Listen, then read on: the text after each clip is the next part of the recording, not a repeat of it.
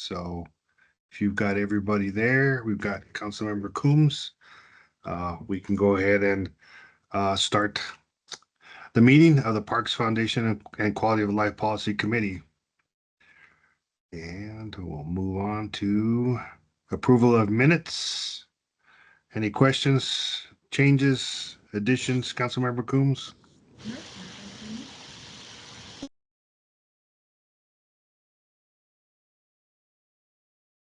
Councilmember Coombs, do you have any changes to the Sorry. minutes?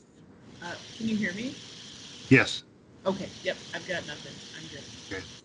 You have a little hiss behind yours, your sound.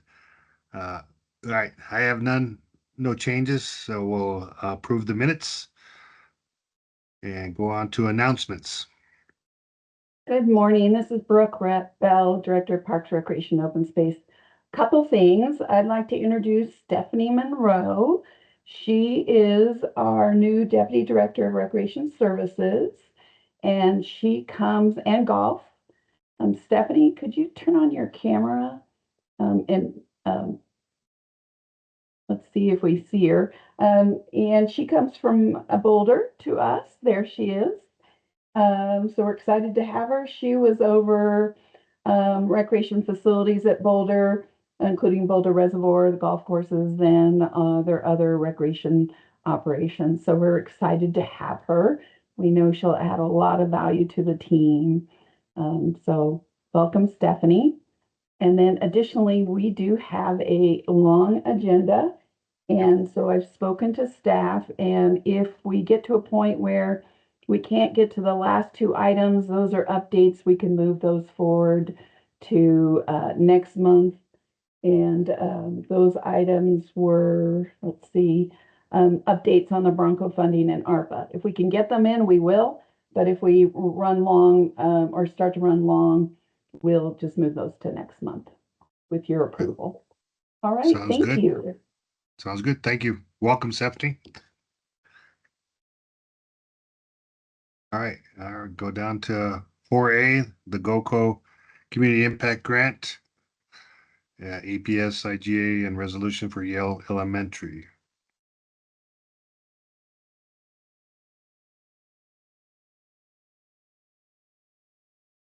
All right, this is John Sawatsky. Can you all hear me? Principal Landscape Architect? Yes. Okay, great. All right. Did you want me to turn my camera on? I can, or if not, I can just proceed.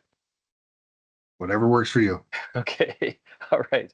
I'll go ahead and just show the presentation and go through this fairly quickly. So this is for the 2024, it's a GOCO grant, Great Outdoors Colorado application in partnership with Yale Elementary School, and it's a remodel for their existing school playground. Next slide, please. So just as a brief recap, Yale Elementary School playground remodel, like I said, it's a grant application. So it's a requirement that the State Board of the Great Outdoors Colorado, GOCO Trust Fund, requires that the City Council adopt a resolution approving each application by the city for the local parks and outdoor recreation grants, such as this. And Yale Elementary School, just as some background, is at about 550 students in its current enrollment. It's pre-K through grade 5. And the existing playground for this school is over 30 years old, and it is in dire need of updating. All right, next slide, please. All right, GOCO requires that a concept paper is due to be submitted to them by August 1st. And at that point, applications such as the school are invited by August 15th to go to GOCO. And then if accepted, they'll have a full application, which is due on September 12th. The grants are awarded this year. They'll be awarded on December 6th. And the school district, Aurora Public Schools, is requesting $200,000 from GOCO, and they're going to provide the required match funding. Aurora is the sponsor, the city is the sponsor for this remodel project, and the city will receive the grant funds, and then we will reimburse them back to the school.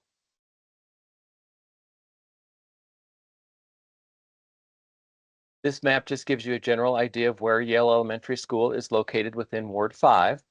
It is just east of Olympic Park here, and you can see Yale Avenue.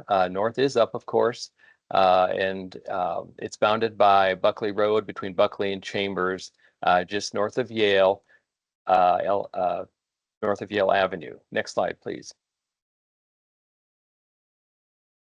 And this is just a close-up view, actually, of the school.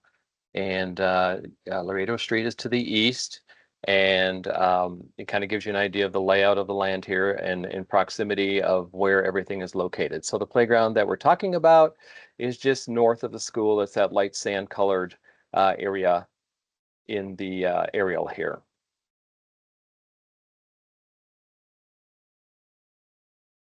These are just some existing conditions showing the existing playgrounds as they are today. ADA access, of course, is very limited to the playground, as you can tell in the picture to the right and also to the left. They do have the FIBAR, which is the engineered wood fiber, in place for both of these playgrounds. But like I said, the equipment is over 30 years old and is in dire need of replacement. And this is just a 3D perspective view of the playground itself to give you an idea of what the equipment looks like. It must comply, obviously, with the Americans with Disabilities Act, that's the ADA regulations, and also the Consumer Product Safety Commission guidelines, CPSC, that is.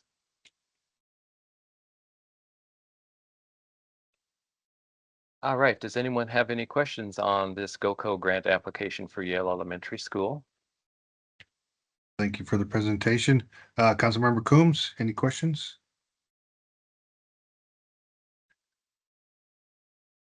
You're on mute, Councilmember Coombs. Thank you. So it's clear that there's a need. So thank you for bringing this forward to us. I guess my question is, at what point will we see kind of what the updated version of the playground will be? Okay, do you mean at what point will the construction begin? No, just I guess a little bit more detail about what the proposed kind of new playground will look like. Oh, Just okay, the yeah.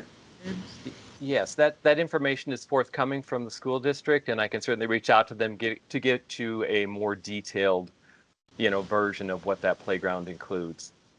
Okay, awesome. And the Right, thank you. question for policy committee members then is, do you approve us moving forward to study session? Yep, I have no questions to move it forward. So Councilmember Coombs, you good with moving it? Yeah, I'm good with that. I think it's still probably for study session would be helpful. Yep. Right. We're good. Thank you. Thank you very much. Next up, we have 4B, consideration to approve a resolution for a contracted service agreement between the City of Aurora and Aurora Public School District for the Compass After School Program Enrichment Program for years 2024 to 2025. Donna, you gonna be the Good morning. Good morning. How are you all? Doing well, thank you. Good. So I'm here to present our Compass program. It's a community of many providing after-school success. We're looking at seeing if you will approve an IGA agreement from APS and the City of Aurora. Next slide, please. So a little overview. Compass stands for Community of Many Providing Afternoon Success. We've been partners since 1991, which is 33 years. Every year is a little bit different with adding schools, dropping schools, just because of variances throughout our different programs that we do. We do after school programs. We have 2 full-time recreation specialists that run the programs from the city side, and then we staff with a 1:15 ratio at schools, and we have usually 2 to 3 teachers at a school or providers that do enrichment, and APS does the academic side. So together we combine to make a very successful after-school program of both enrichment and academic, extending their day into the afternoon. giving tutoring and fun activities for our youth. So this is in regards to the 2024-2025 school year that I'm proposing. Next slide. Little overview, 2023, we had 6 schools, 6 elementary schools, and then 2 middle schools and 1 elementary school during the summer this year. During the school year, we had 360 youth at our 6 sites, and then 160 for the summer. APS's agreement with us last year was $285,000, which was a combination of mill levy money, ESSER money, and 21st Century. And I'm going to skip on down. This is a little bit later, or past in our stuff. APS did lose their ESSER and 21st Century grant money. So we are just looking at mill money for this coming year. Next slide. So this year, we're proposing to have 8 elementary schools, 3 of which are new to us as a Compass school, and no summer programming with the mill levy money. Mill levy money does not pay for summers. Programs will consist of 168 days versus 131 days. So programs will change a little bit this year. We provide services for 455 to about 520 students a day, Monday through Friday. So we're adding Fridays at all these sites. APS is funding us $400,000 directly to the city of Aurora to help cover the partners, our staffing, and our VHNE staffs as well. And this is all mill levy money. City of Aurora is expected to, for expenses, is $467,000 to $599,000, depending on enrollment at each school. So each school could have up to 72 students. So it will vary on our expenses. And so you'll see that I'm combining the Bronco funding also into this agreement. Next slide, please. So here's the Bronco money. We were allocated $500,000 usage for our Compass program by the City Council. And so what we're proposing to do is take an account to use $67,000 to $199,000 each year for this upcoming year, depending on how many students are enrolled at each school. So that, staffing, a 1:15 ratio will vary if we have more children. Of course, we're trying to recruit until we fill. And then that will give us opportunities to provide services for more students in our public school system and by the city of Aurora. And let's see here. We'll continue to research grants. There is an after-school grant that I see coming out. It's a House bill. So I'll keep an eye on that, plus other grants to help offset some of our expenses as well. Next slide, please. And APS requests a final decision to use the Bronco funding. They push this to let us bring it to the Quality of Life Committee. So we are proposing that we do the IGA with the Aurora Public Schools, which is $400,000 to provide services for these 8 schools for the 2024-2025 school year. And I'm just asking if there's any questions and comments on this. Thank you, Ms. Donna. Any questions, Councilmember Coombs? Yes, thank you. And thank you for the presentation. So you had it on there that there was a middle school for this summer, and then I saw on the slide the Global Village Academy will no longer be part of the program. Is that the only middle school, and is there any plan to provide any middle school programming? Good question. At this time, no middle schools are in the future for us. Mill levy does not cover that for the after-school program, and it does not cover charter schools, which is Global Village, and that's why those ones had to drop off. But we did have a grant for the summer, this past summer, for 2 middle schools. It was a separate grant, so we will reapply for that and hope to get that for next summer. Thank you. Thank you, Donna. Yeah, I don't have any questions. I'm very familiar with Compass, having been part of PROS, and so Yeah, it's a great program. Provides a lot of great opportunities for young people to do after school and keep them active and off the streets. So, yeah, as far as I'm concerned, let's move it forward. So, do you need any specific ask of us, or it's just you're going to bring it to study session? Approval to take it to study session, please. Okay. Councilmember Coombs, you're good with moving this forward? Yes. All right. There's you Thank go. you. You're All welcome. right, Thank thank you. you. Mhm.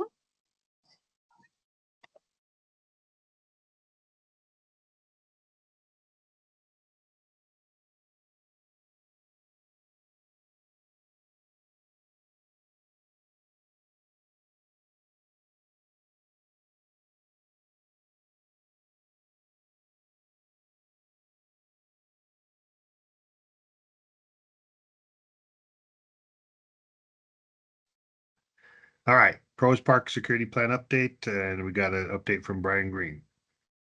Good morning, committee members. Thank you for being here today, and thank you for letting us have the opportunity to present today. As you remember, back in about 2022, we started noticing that we needed to make some efforts on park security. And so since that time, we've added in the 2024 budget an entire ranger group to do park patrol and some other things. And I want to discuss a few of those things with you today. We want to look at our 2024 plan implementations that we've done. I also want to just briefly discuss the 2023 crime reported data.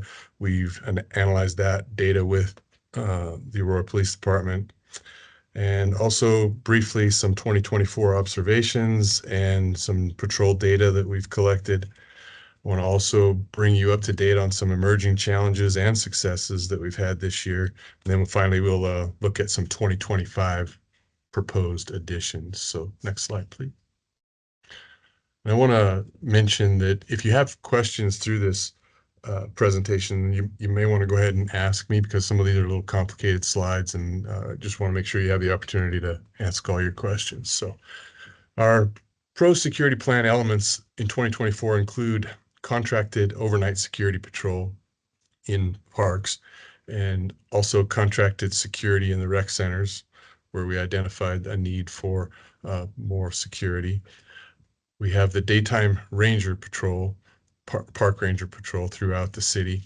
And we also have purchased 2 mobile security cameras, trailers that we put in high reported areas, and in cooperation with Aurora Police Department, we've located those in certain parks. So next slide, please.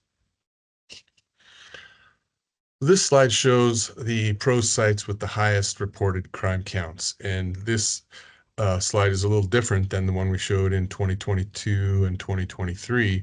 Some of the parks with the highest crime counts have changed, and it's a blue arrow on the far right shows Aqua Vista Park as an example, where and Delaney Farm as well, where those two jumped into the graph this year, but really it was all kind of wrapped around a single source of criminal reports. And Aqua Vista had a neighborhood issue just across the street, and that became a place where crimes were reported in the park as well.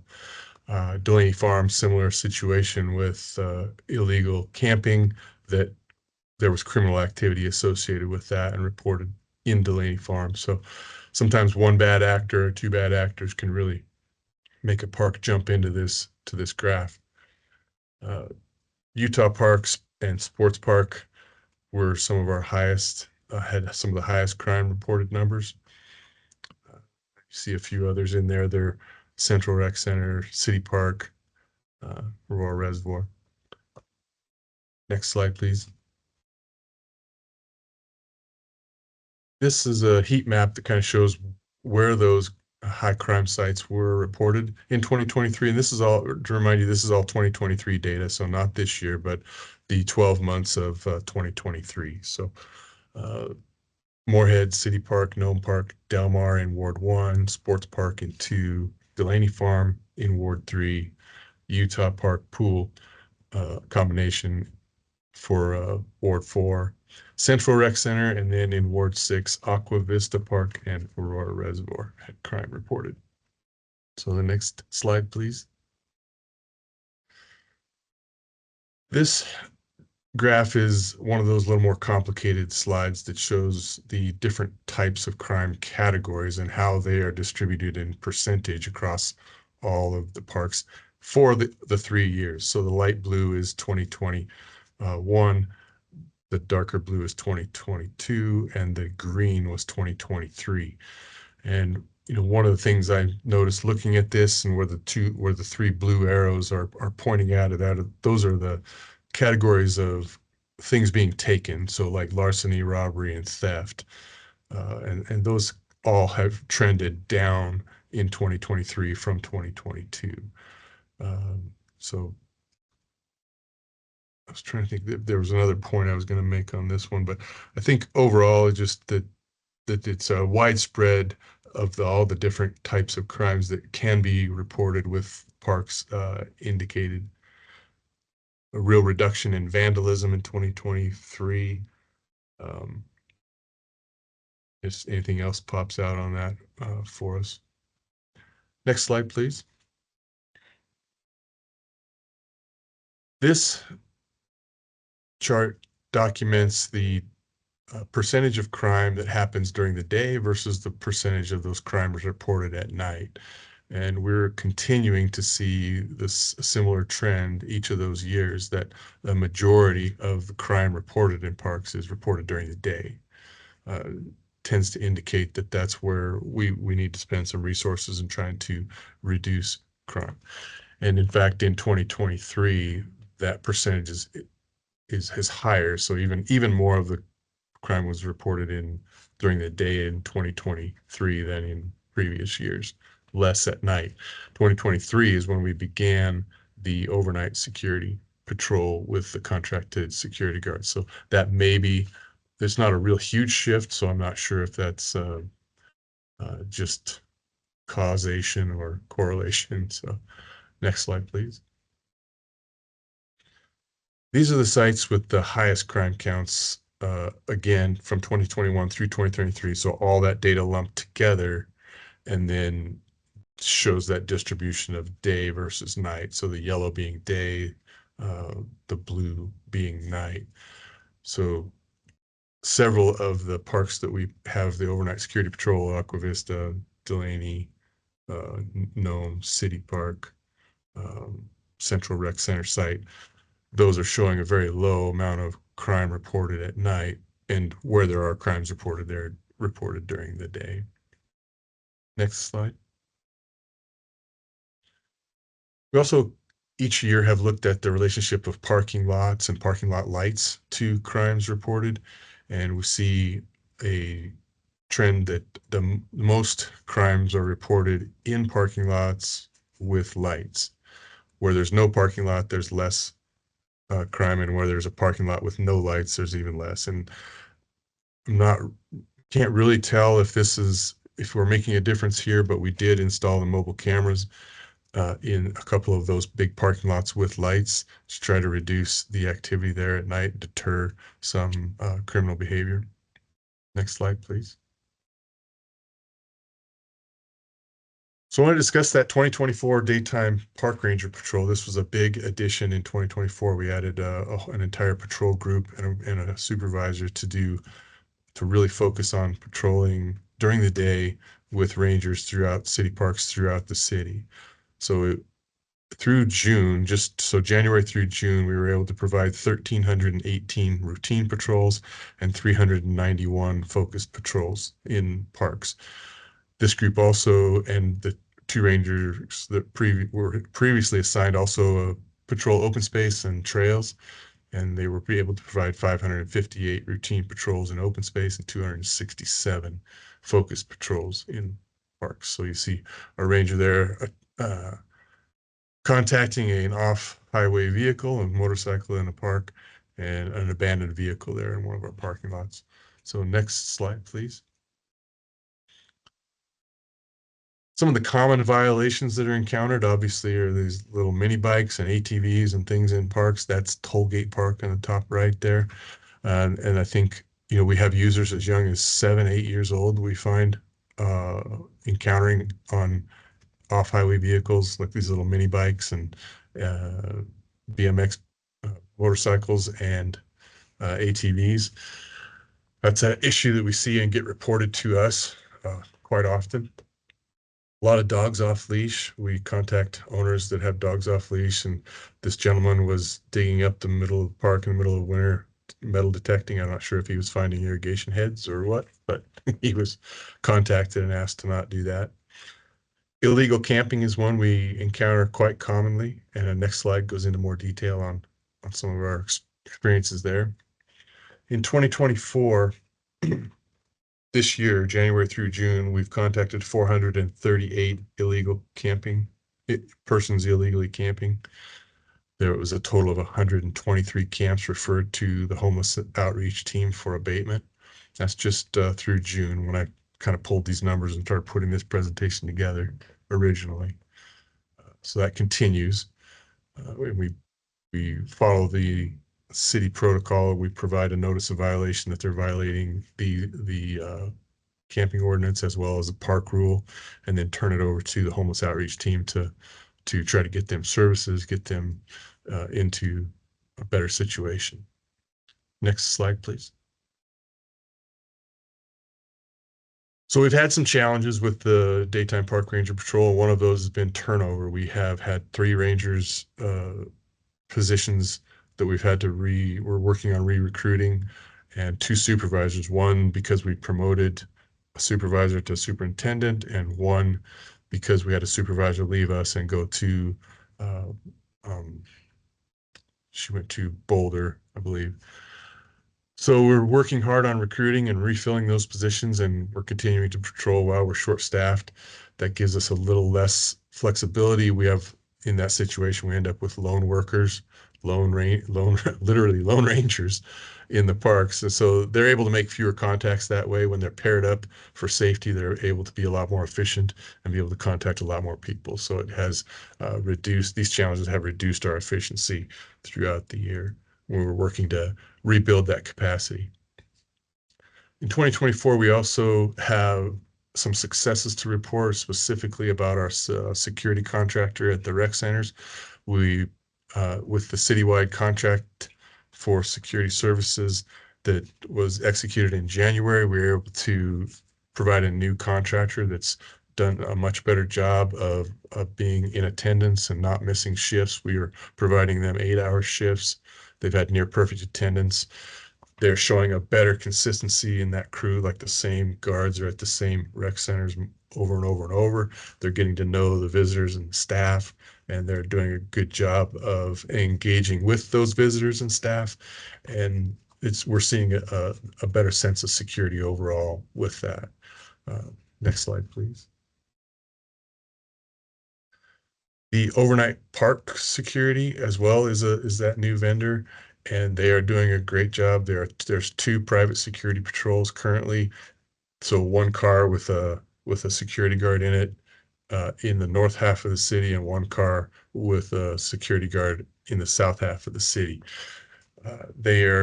We give them a list of 16 to 18 high reported areas. We coordinate that with APD they're at. We know we're engaging in communication and saying, where are we seeing problems? So we're able to focus those private security patrols in those parks each night, so 7 days a week. We have this was through June again, we had 858 logged entries, and those overnight security patrols had reported 37 incidents where it required APD or Aurora Fire to respond. So those are the successes that we're seeing, and because these security guards are tied directly by radio into police dispatch, so they can get those resources deployed through the night to places like this where someone was having a medical issue outside Expo Rec Center in the middle of the night, as an example. So next slide, please.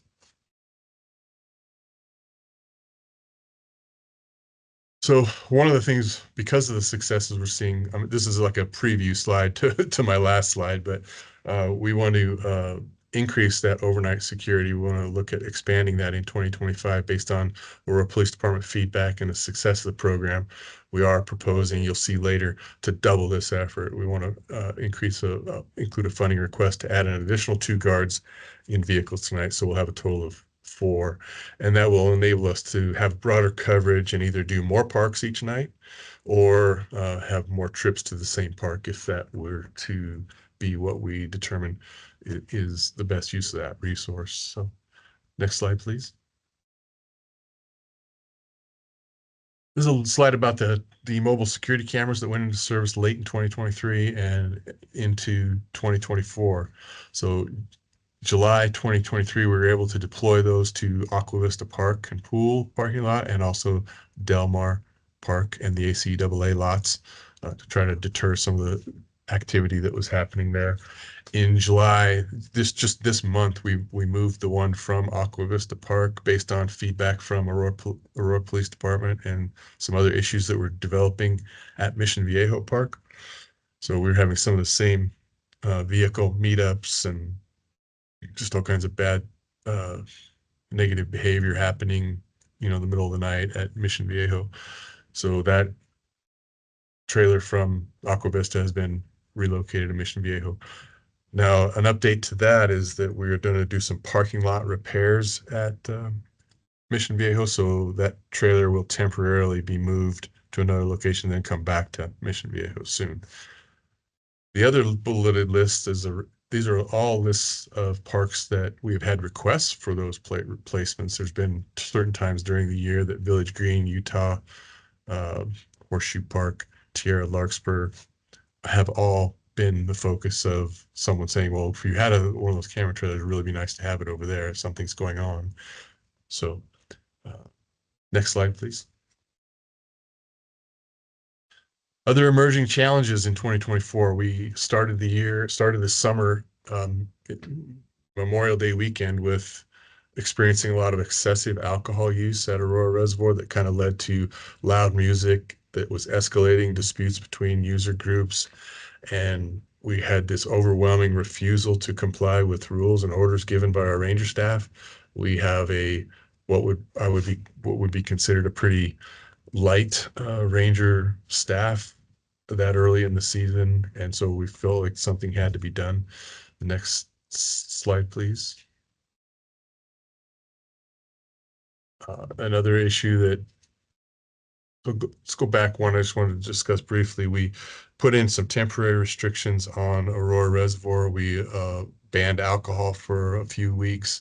We brought in armed security staff to back up our ranger staff and bridge that gap between rangers and Aurora Police Department. Aurora Police response is usually 15 to 20 minutes to the Aurora Reservoir, and they have there was concern that we needed some backup for our ranger staff there and wanted to provide that. So those were some of the temporary restrictions. We restricted hours for a few weeks and to try to change the behaviors and get things back to the peaceful, enjoyable reservoir experience that we're used to. So next slide, please.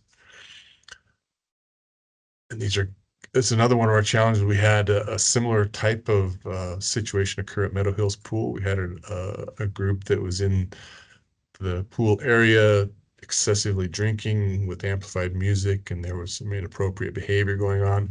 And those folks were refusing to comply with the lifeguards and the rules and orders that they were given by that staff. So we temporarily redirected armed security staff from our Del Mar pool while it was closed to Meadow Hills Pool, just to try to see if that was going to be a recurring thing. We're trying to be flexible and adaptable to seeing things that are happening and reacting in a way that would prevent the recurrence. So next slide, please. And then there's just the continuing challenges of the car group meetups in Del Mar Park and Mission Viejo parking lots currently. So that's a place where we have the camera trailers deployed, trying to be that deterrent for this activity, because it can get very dangerous for spectators and it's very annoying for nearby residents. And Aurora Police can look into our cameras as well and see what's going on if something's going on, and they can back you can go back and look at that video and find responsible parties. I don't know if that's fruited any, or then if that's resulted in any actions, but that is available, and that is what we're working toward. Next slide. So other efforts that we've made to adapt to those new issues emerging in 2024 were increased our meetings with the leadership of Aurora Police District commanders. Brooke had reached out to chief and the district commanders and implemented bi-monthly meetings that we can discuss where their information, our information is telling us we need to deploy extra security measures. This also mentions that we deployed that extra armed security guards to Aurora Reservoir on the summer weekends. We temporarily assigned that armed security staff to Meadow Hills Pool. The goal is to respond and adapt quickly to those changing conditions and kind of pool our resources and our knowledge base to figure out best solutions. Next slide, please. One of the other things we're looking at going forward is evaluating if there can be changes made to parking lots, maybe installing parking blocks where there hadn't been before in those larger parking lots at Del Mar, Mission Viejo, possibly. We're going to adaptively continue to adaptively deploy overnight security and daytime patrols where we are seeing incidents. We're taking in information from our park supervisors, our rangers that are on patrol during the day, what they're seeing. And then we look to deploy those mobile cameras to camera trailers to problem sites. Next slide, please.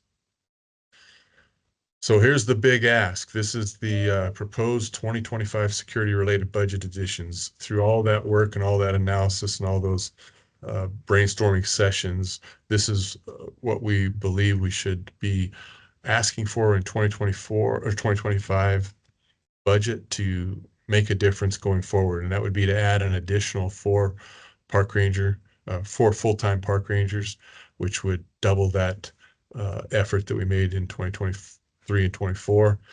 That would require 2 additional Ranger Patrol vehicles. We feel like we can better cover those problem spots if we had 2 more mobile camera trailers. They're about $50,000 each. And we want to continue, we believe we need to continue with that private security, additional private armed security at the reservoir during the summer weekends for 2025. And as I mentioned previously in the earlier slide, we want to double that private overnight security patrol from 2 to 4 cars. So the budget ask that will be proposed going forward is about $971,000. Not all of that is ongoing because the Ranger vehicles and the camera trailers are one time, and the private security at the reservoir, I think, is one time, and then evaluate and determine what we need to do beyond that. So next slide, please. Are there any questions of the committee members? I'm sure there are. All right, Councilmember Coombs, you have questions. So just looking back to the kind of types of crime stats slide, it seems like a number of types of crimes have gone down, but the assaults have gone up. So is there any kind of particular nexus for those assaults that has been identified? I feel like we need to do, more in-depth analysis to really answer that question. Like if you were to have to look at individual cases, and we haven't done that, we're looking at just overall trends at this level. But what an assault is at its root cause, it's a conflict between 2 people, and typically they are known to each other is what we do see and what is reported to us from APD. So that is, physically a physical fight between 2 people. And without there being a person there at that moment that happens, it's a little bit difficult to think of a creative way to interject here other than just frequency of patrol, awareness. That assault may still happen if those 2 people still have a conflict, but it may happen somewhere else other than in the park if we're patrolling parks. That's kind of what's the thought process is. We really want people to feel safe in parks. So increasing that number of patrols is how we hope to decrease all of these numbers. But this is a percentage graph, so those numbers maybe look a little bigger than they are. When you look at the overall crime count numbers, if you total all of this up, it's 146 crimes that were reported to APD in the top 10 for the top 10 sites that it happened. And that is for an entire year, 365 days, 100 park sites. So the number is really small already, so it's really hard to like push it down further. But so it really, like, one more assault can change the percentage quite a bit in this, so I think that's part of its data analysis driven. It's not thousands of crimes, so it's hard to like show a difference.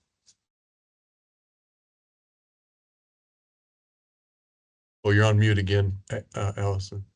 Councilmember Coombs. Okay. I'm looking it up and it's not working. So that's helpful. I guess I was just wondering, it's like, right, is it during the car meetups that more assaults are happening, that type of thing? But it sounds like it's probably not a large number of instances to begin with that y'all are operating from.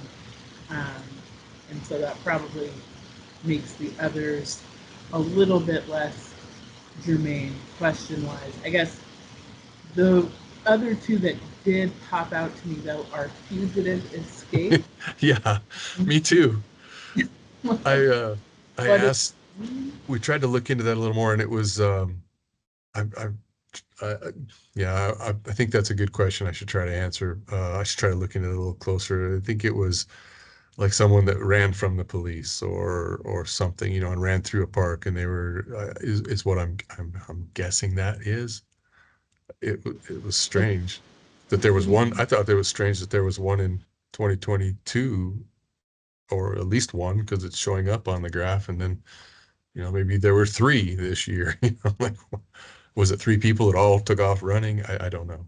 I'll have to look into that. Okay, yeah, so that just kind of, I was wondering if there's like somewhere nearby to Yeah. a particular park that is resulting in that type of situation.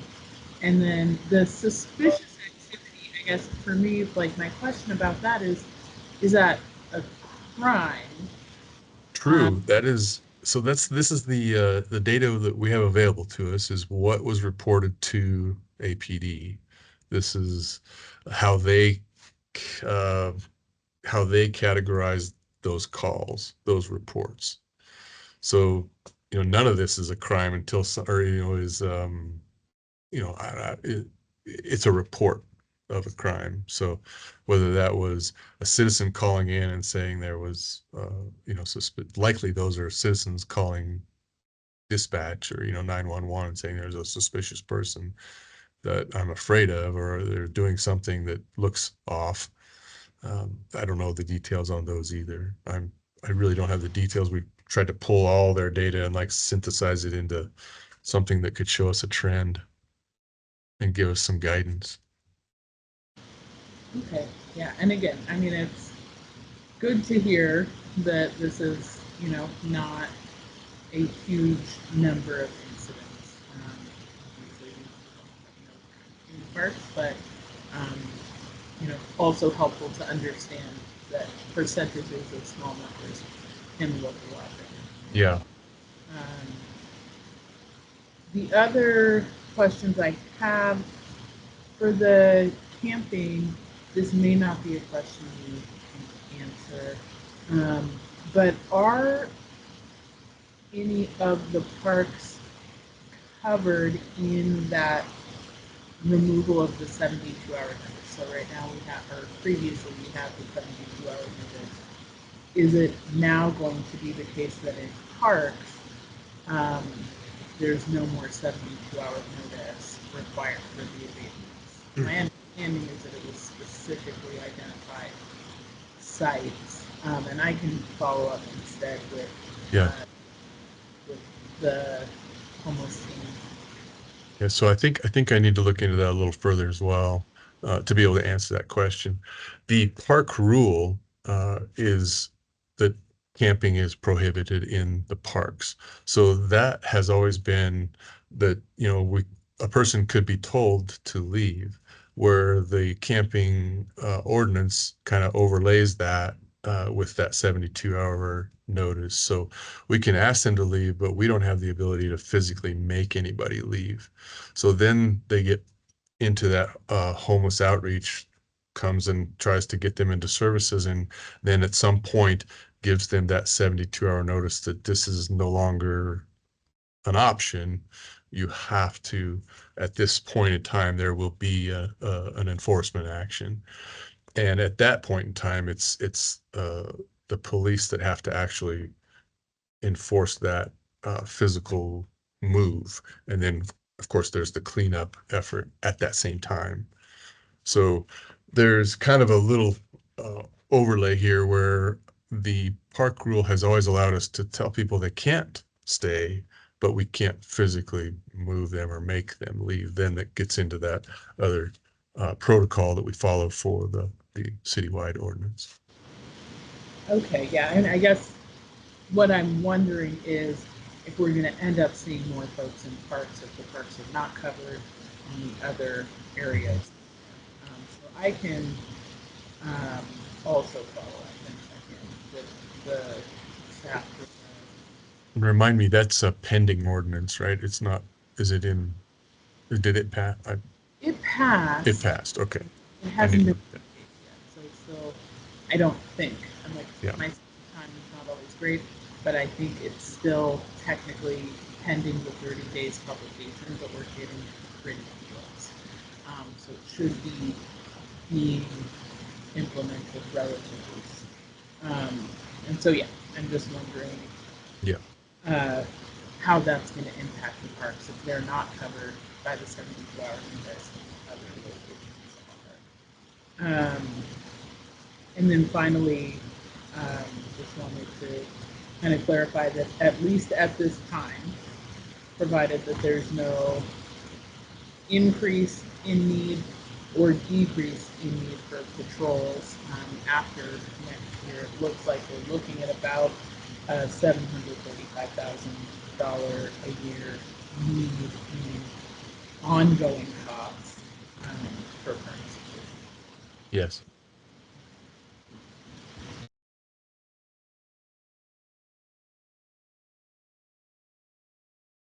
Do you have any other Yeah. questions, Councilmember Coombs?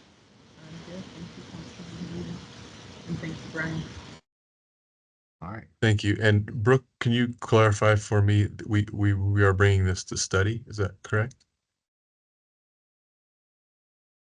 Yeah, that I don't recall. I do, I will check on that and we will, send a note.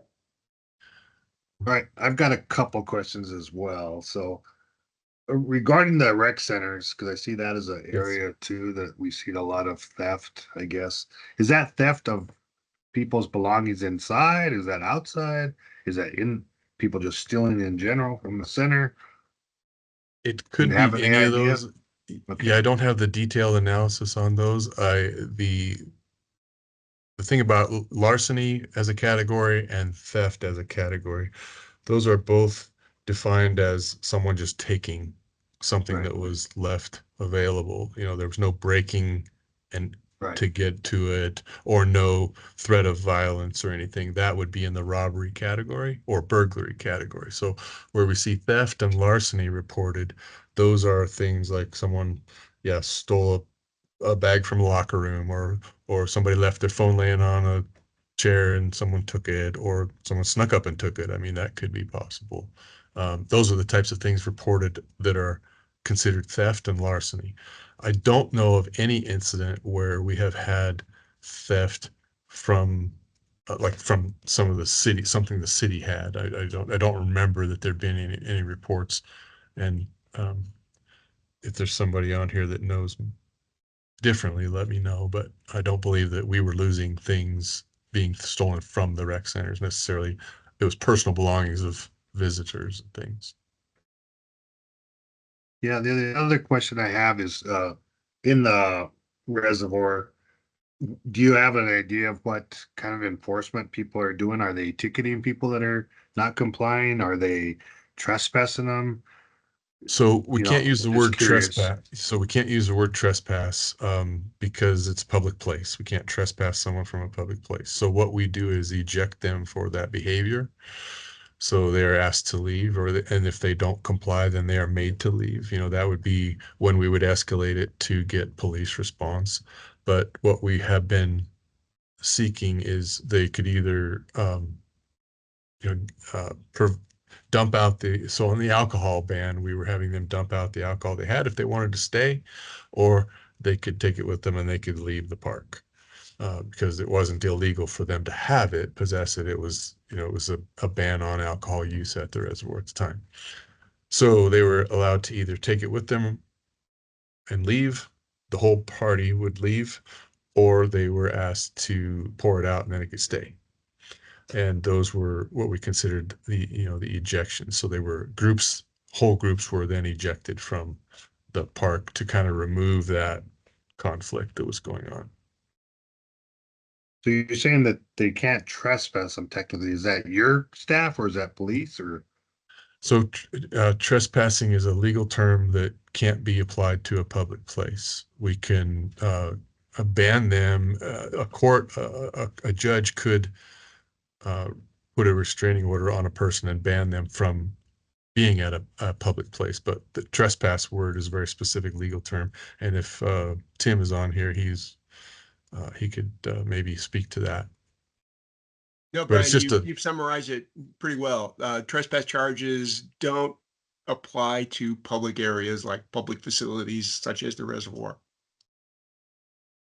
Okay. So you can get rid of them, but not use that term, so to speak. You can ban them for a day. Could you ban them for a week? Could you ban them for a month? if they ended up in court over a summons or a issue, then they could be banned for a certain amount of time if they did something so egregious that they were ticketed or were given a summons to court.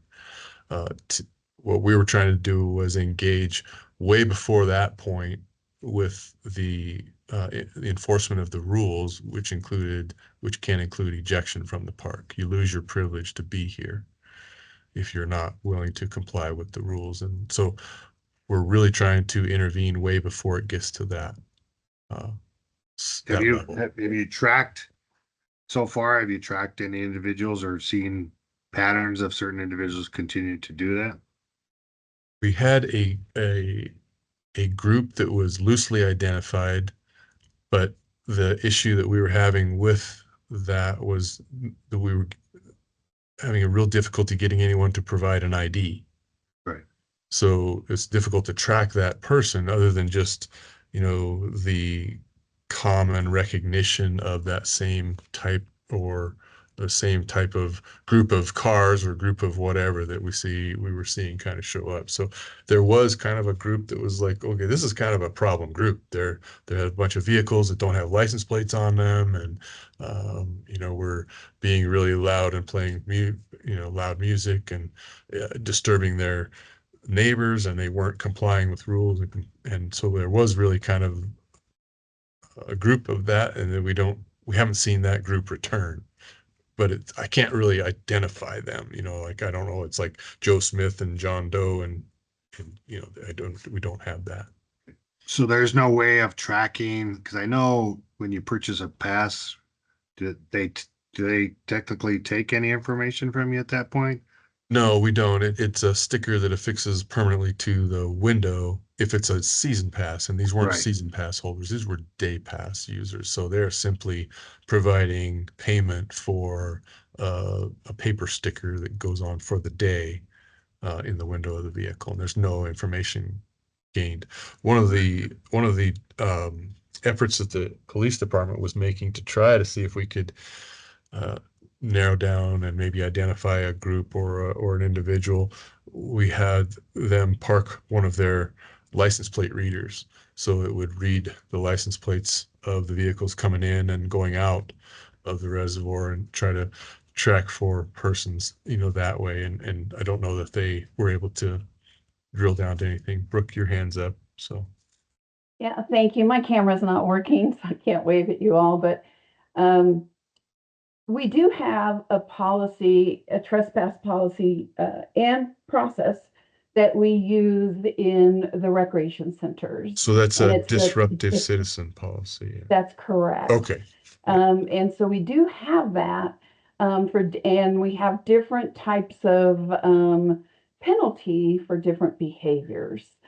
So, and there is also an appeals process. One of the things we could do, Brian, is we could look at that and see how that might apply at the reservoir. The trick is, as Brian has so well described, is, or I guess the hurdle is that we don't have information on them unless they're willing to provide it. And that's very difficult to get that information. In the rec center, it's different. We have information on the people coming in for the most part. Yeah, I'm familiar. Yeah, I was familiar Yeah. with it. That's why I had Yeah. asked that Yeah. question Yeah. around the trespass, because I know we've done it at rec centers, having been Yeah. there. The other Yeah. question I wonder is it possible, I don't know, legal can chime in, is it possible to add the fact that anybody that gets a day pass regardless has to put their driver their license plate number on it? That way, if you go and see the car, you can ID it, at least get a plate. You don't have the person, but you got a plate that you can attach it to a person. That can be a policy decision. Yes. Okay. The And logistics. I'm going to add something to the trespass. When the city acts as a proprietor, like in this rec center or the golf courses, we do have the ability to trespass from those locations, as any business can order someone to leave. But a place like a park or the reservoir, it's much more difficult. Right. So Councilmember Medina, I would Right. just comment that the logistics of getting any piece of data from a vehicle in that transaction time that it takes us to sell pass to someone would lead to massive lines of people getting in. We're processing, 750 cars and trying to process them in, a couple hours, in the morning. So it really is difficult to run the site if it takes any longer than about 15 to 30 seconds to have that transaction happen. Okay. Well, maybe I'll look into some other ways that maybe we can look into that. Because I mean, I'm just thinking like, even something like you were saying earlier about a camera, Yeah. license plate reader. Is there something like that, like they do at tolls? It doesn't take any time. It's just everybody that comes through gets ID'd. That would work, I think, for charging people or, charging them the fee if you had a completely automated system like E470 or something that, everybody that came in, it just charged their registration. But the system would then have to have access to all those registration records. I would think it would be like an E470 system. Right. And the issue then is we're trying to hold people personally responsible Right. for those types of behaviors, and you can't hold a vehicle personally responsible or the vehicle owner because it could be rented, leased, borrowed, whatever. So that is an issue that we have sometimes with just the parking issue. If someone parks, we try to ticket that vehicle, and all you have is the ownership of the vehicle from the plate. You don't have actually a person to hold responsible. So and then yeah, so It's yes, complex. it's complex. Yeah, it's complicated. No, I certainly understand. We rack our brain at this, all the time. Yeah, I'm sure you do. I know I have too, so I'm trying to Yeah. figure out. All right, well, Thank you. I'll Appreciate kind of it. look a little bit more into some things and see if there's some other avenues that we can look into and see what we can do. Is there any ask of us at this point? Brooke, about taking it to study. I I would wasn't say our sure. ask is there is no Okay, ask for right information now. only. It's information only, and Okay. the discussions will happen during the budget process with regard to Okay. our requests. So thank you. All right. Thank you again. Appreciate it. Keep up the good work.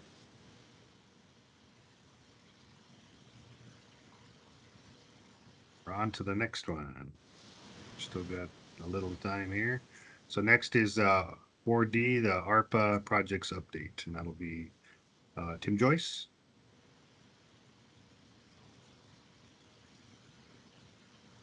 Actually, that won't be me. I just signed the documents. We didn't catch that, Tim. Well, I can say you the documents are legal. This will be Nicole Ankeny. Thank you, Brooke. Good morning, everyone. My name is Nicole Ankeny, and I'm the manager of planning, design, and construction. So thanks for allowing us to present today. We wanted to give you a quick update of all of our ARPA projects. That campaign for us is called Reviving Parks, Renewing Communities. Next slide, please.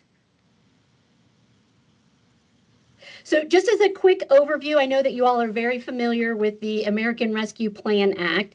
Essentially, that was an economic stimulus back in 2021, where the federal government released $1.9 trillion. The city of Aurora did get one-time direct federal aid of $65.4 million.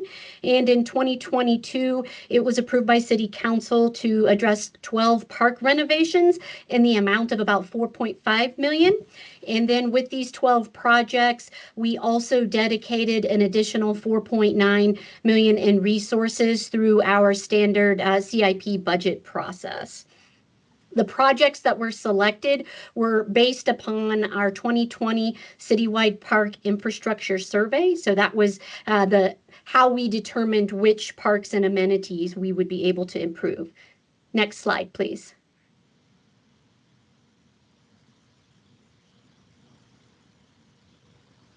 So this is an overview of the map and types of projects that we are embarking upon. We've got basketball courts, pickleball, soccer, playgrounds, many accessibility improvements, as well as some landscaping improvements. Through this map, you can also associate the various parks in the different wards. Essentially, Ward 1 has Fletcher Park, Lowry Community Park, as well as Park Lane.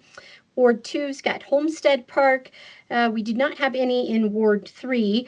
We do have a couple of ours are right on the boundary, so you can see with Rocky Ridge Park, that's really close to the boundary with Ward 3. So we have Crest Ridge, Rocky Ridge, and Village East Parks in Ward 4. And then we have Eagle Park, Kingsborough Park, Pheasant Run, and Summer Valley Parks in Ward 5, and then Bellwood in Ward 6. Next slide, please.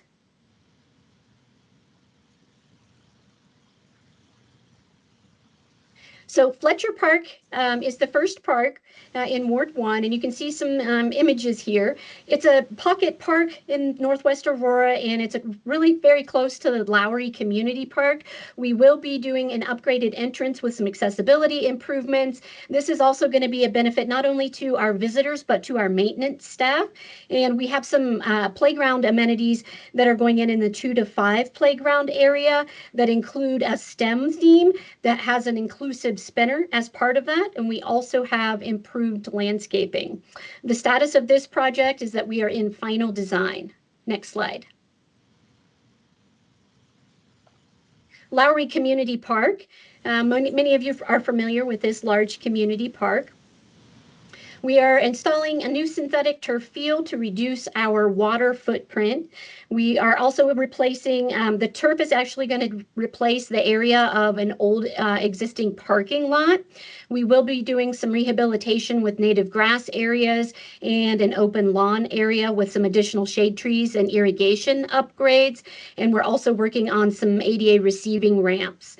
And we are improving some of the gathering spaces as well as addressing some on-street parking around that new soccer field. The status of this project is that we're currently in civil review. Many of you are familiar with our Amanda system, so we are in civil review there. So the design is complete, and as soon as we have our Amanda approvals, then we will move forward to work on procurement.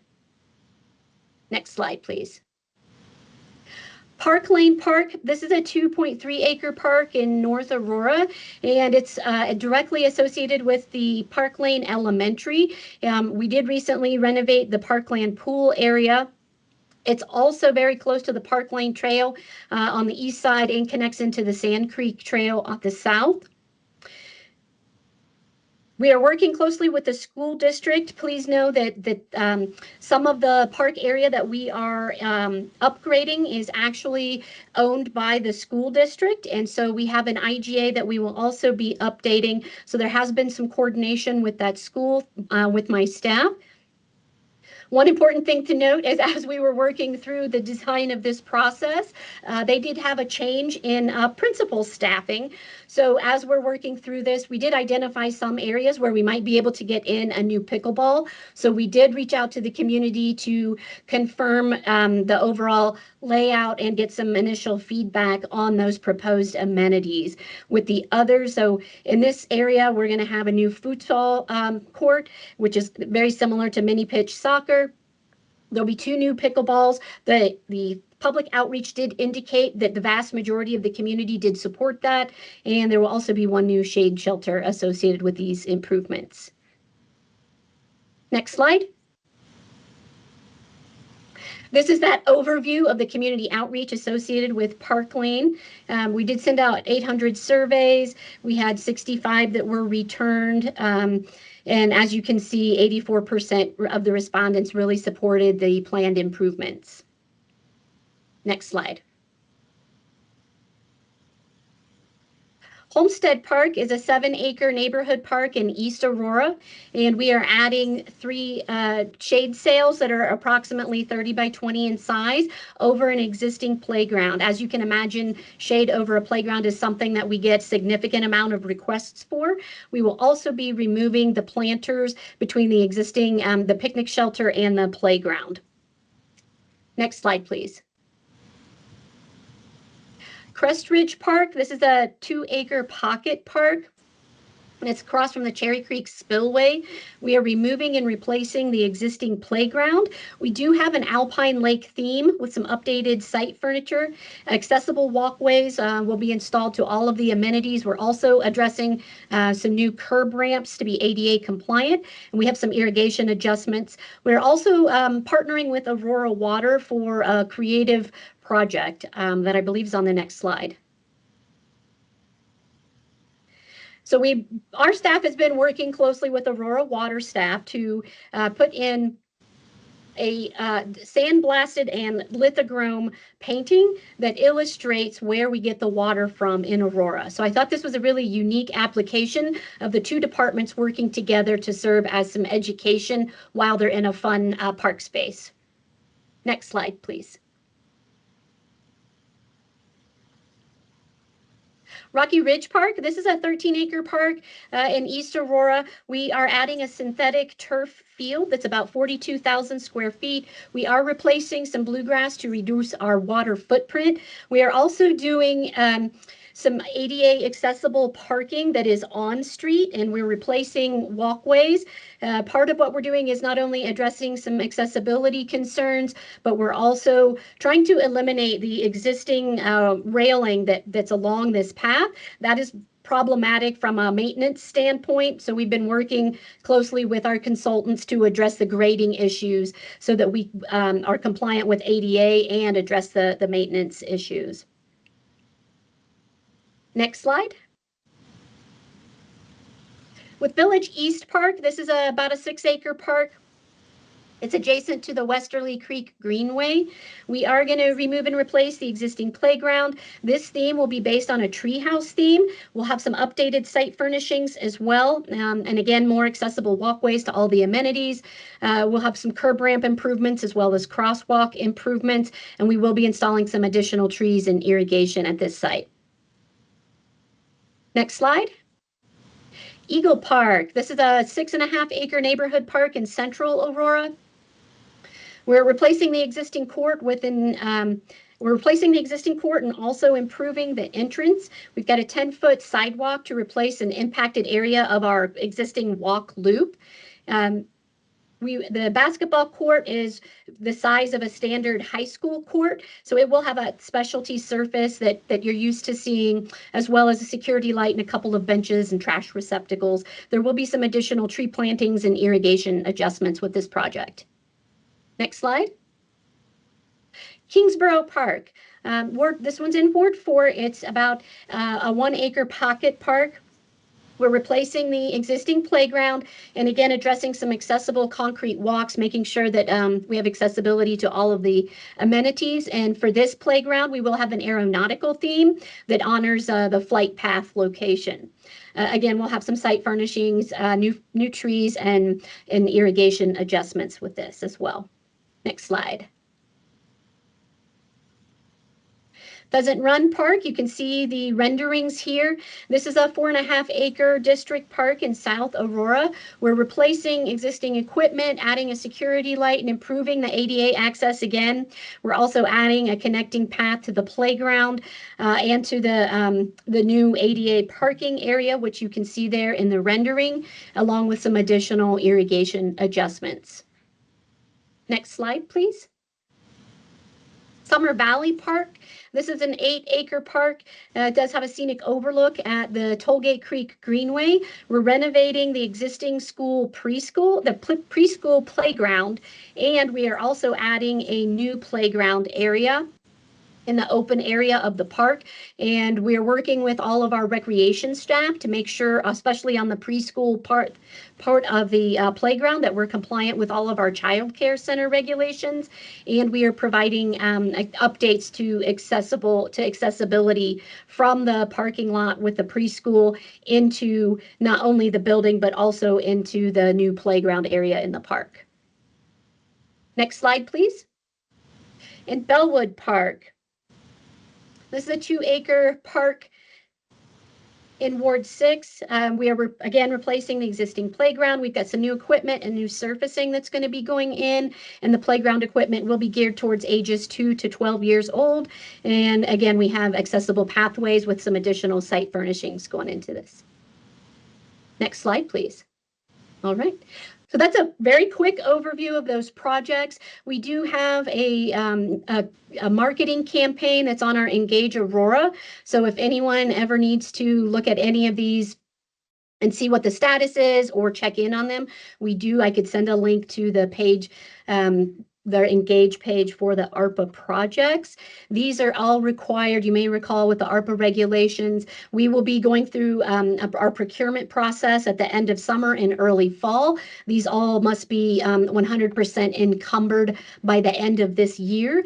And then the timing of construction, we will likely start at the end of this year and into the beginning of next year. The ARPA funds must be fully spent down by the end of 2026. Our goal is to be much ahead of that schedule. Any questions? All right, Councilmember Coombs, any questions? Nope. My only question was, are we going to be able to spend down the funds in time? Yeah, sorry, that was a little bit faint. Are you asking about the timeline and getting things done? Sorry, yeah, I was just saying my only question was whether or not we were going to be able to spend the money in time, which you already clarified. So I'm good. Thank you for the update. Yeah, I think that's an excellent question. We meet routinely with the finance department and trying to make sure that we're on schedule and so forth. So they ask us for regular updates. So of course, our department is a small portion of their overall granting report that goes to the feds, but we are staying on top of that because those deadlines are critical.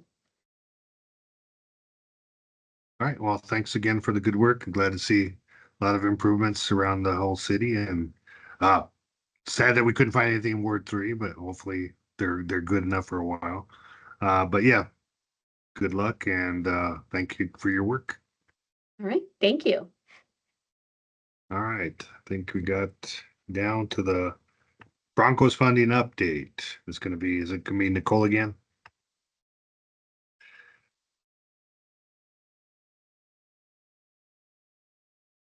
Yes, it's Nicole.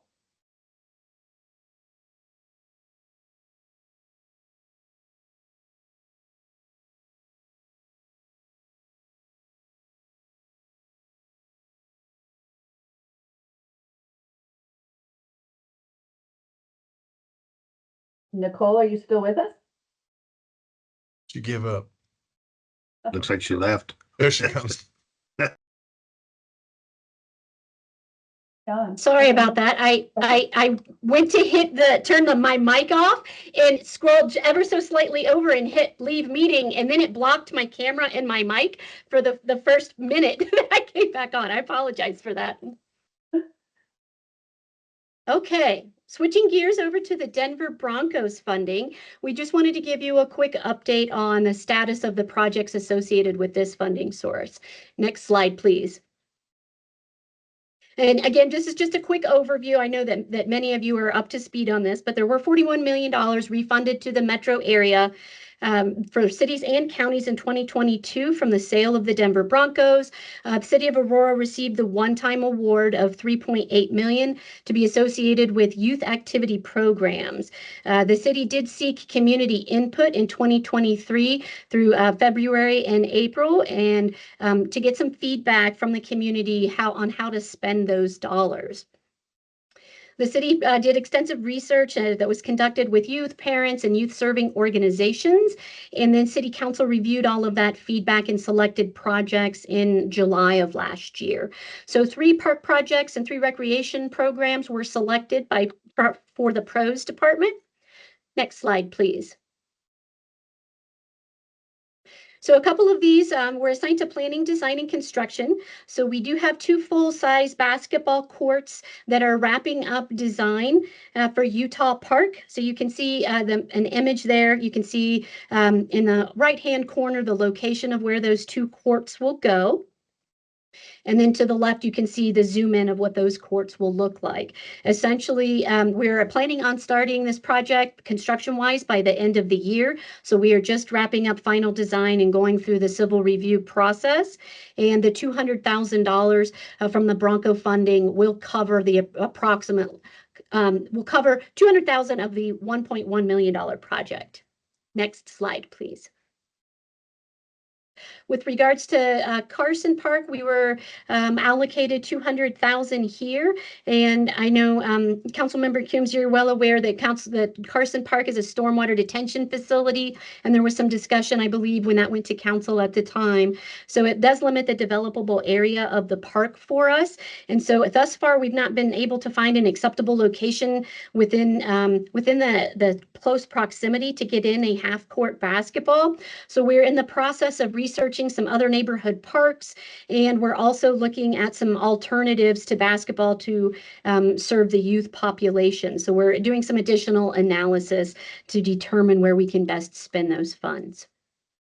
Next slide, please. Red-tailed hawk park. The intent here is a youth sports court or field. So we will be wrapping the $200,000 associated with youth sports courts in Ward 5. We will wrap that into the red-tailed hawk development and the build out of that master plan. We are currently in a public engagement process as we're updating the master plan. The next public meeting on Red-tailed hawk Park is actually coming up very quickly on 7/31, and that will be held at the Southeast Recreation Center. If anyone has any questions about how the master planning process is going, we do have an engage page for that. Next slide, please. Recreation. And you heard from Donna earlier in this meeting about the Compass program. So we were allocated approximately $500,000 towards the Compass program to support 8 after-school programs. And we do serve 480 to 600 youth daily with that. $10,000 was also allocated for recreation passes. 60 recreation passes are to be distributed at We Are Aurora Youth. And daily admission passes will also be distributed outside of that above listed event. The third item for recreation was $180,000 dedicated to Summer Vibes. This is for 6 block party style events, where events are featuring food trucks, a DJ, raffle prizes, rides, and unique themes. Next slide. Does anyone have any questions? Councilmember Coombs? None for me. Yep, none for me as well. Could you use other resources potentially for passes? I would, That's if somebody from recreation is on it, either Brooke or Donna that could field that question, that would be great. So I'm not Can you sure. elaborate on that, Ruben? What's that? Can you elaborate on what you are asking about, please? I said, could you use more funding to help get more passes, free passes for people? Oh, sure. If there's more funding out there, definitely. That's always a plus. We're using them as like incentives to our youth for doing good, acts of kindness, winning games, all kinds of Okay. incentives. So yeah, that's All right. been wonderful. So when it's off of We Are Aurora Youth, we're kind of anticipating that we'll have more youth come in during the after school, programs and stuff after they get out of school during the school year. Okay. All right. Well, good. I'm gonna work on a couple things here. See if I can get Thank you, some Ruben. resources for you. Thanks. That would I be have no awesome. other questions unless anybody else does. All right. I think we made it. And it looks like any miscellaneous matters for consideration. Nope. No submissions. Not topics for next meeting. We have not set the agenda for next meeting. We've gone through quite a bit and we just need to regroup. So I'll send you some items or let you know I will let you know what the plan is. Okay. Councilmember Coombs, anything to add? Nope. All right. Well, with that, we will adjourn. Thank you, everyone, for what you do and keep doing great things. Thank you. Thank Thank you. you Thank all. you. Bye. Have a Thank good you. day.